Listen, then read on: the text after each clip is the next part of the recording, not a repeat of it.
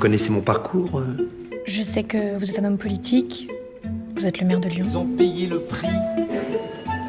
Le maire, il va bien? Ouais.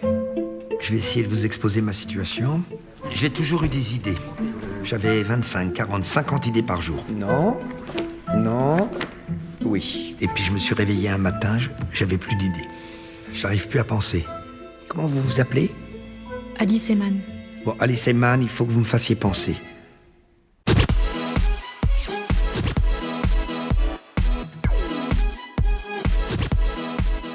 Alice est le maire, ou comment Fabrice Lucchini donne envie de voter pour lui. Quand le maire de Lyon fait appel à une jeune philosophe pour essayer de retrouver l'inspiration qui l'emmènera au sommet de l'État, est-ce l'occasion de redonner sens à son action ou de maquiller un vieux loup de maire en courageux réformateur?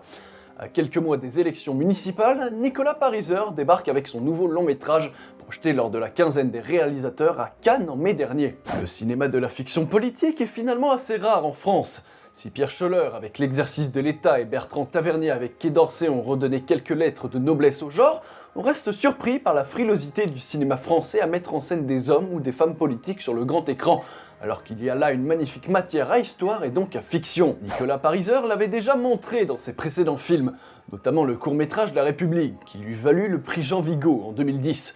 Il aime la politique et sait filmer ceux qui la font avec une attention qui ne vire jamais à la satire, comme c'est presque toujours le cas dans le cinéma français. Contrairement à L'exercice de l'État, il ne s'agit pas ici de filmer les stratégies et angoisses de la vie haletante d'un politicien, mais plutôt de partir de sa routine et même de sa fatigue, de sa lassitude. Déjà dans son premier film, Le Grand Jeu, qu'il faut revoir aujourd'hui à la lumière des derniers événements politiques en France, Nicolas Pariser témoignait de son goût pour les arcanes du pouvoir et le rôle parfois meurtrier que peut jouer une plume bien aiguisée. Dans Alice et le maire, il n'est pas question d'assassiner un rival politique, mais de retrouver le goût des idées, de raviver la flamme de l'engagement politique quand tout paraît déjà joué. Le film raconte la rencontre entre Paul Terrano, un maire PS de Lyon, épuisé et blasé, au point d'avoir le sentiment de n'être plus capable de produire la moindre idée, et Alice, une jeune normalienne intégrée dans l'équipe municipale pour ses connaissances en philosophie, son poste flou consistant essentiellement à stimuler intellectuellement le maire. Face à ce dernier, Alice est le stéréotype de la génération Y et Z,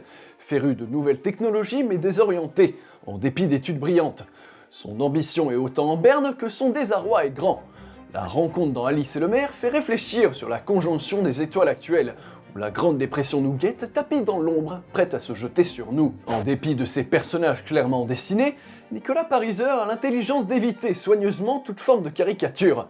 La sobriété et l'ambiguïté du jeu des deux acteurs permettent de prendre beaucoup de plaisir, de naviguer dans l'entrelac de ce que l'on pourrait prendre à tort pour de grosses ficelles, tandis que la narration crée subtilement une communion d'entente entre Paul et Alice. Ces derniers perdent leur masque au fil du récit au profit de la révélation de visages plus intimes, fruit d'une relation intellectuelle nourrie. Fabrice Lucchini n'était pas apparu aussi sobre, fin et délicat depuis longtemps au cinéma, au diapason de l'interprétation d'Anaïs de Moustier, toujours impeccable et profonde, qui s'affirme par ses choix cinématographiques comme l'une des actrices les plus intéressantes de sa génération. Le rythme et les dialogues du film rappellent la fougue des œuvres de Jean-Paul Rapneau et l'érudition de celle d'Éric Rohmer, le réalisateur ayant été l'élève de ce dernier à la Sorbonne. Le flux de paroles politiques ou techniques, les speeches et autres transactions génèrent une énergie paradoxale face à ce maire décalé, quasi à l'arrêt, qui doute et se force à l'ouvrage. Si elles constituent le cœur du film, les grandes scènes dialoguées s'intègrent avec fluidité dans un récit formidablement mené et interprété de la vie quotidienne d'une équipe municipale.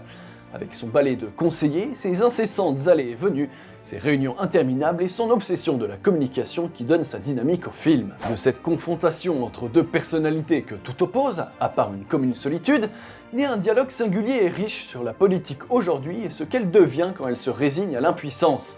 C'est drôle, subtil, intelligent, sans jamais être plombant. Il faut rester modeste. Pas de mégalomanie, pas de gigantisme. Ça va les notes, ça va les notes. Je fais pas un cours sur Spinoza. Alice Eman, est-ce qu'elle prend des notes? Elle prend pas de notes. L'influence que tu as sur lui, il faut qu'elle cesse. En fait, t'es en train de me dire qu'il doit nous arrêter de penser, c'est ça? Je suis désolée, mais le jeu n'est plus le même. Et je te remercie, Alice.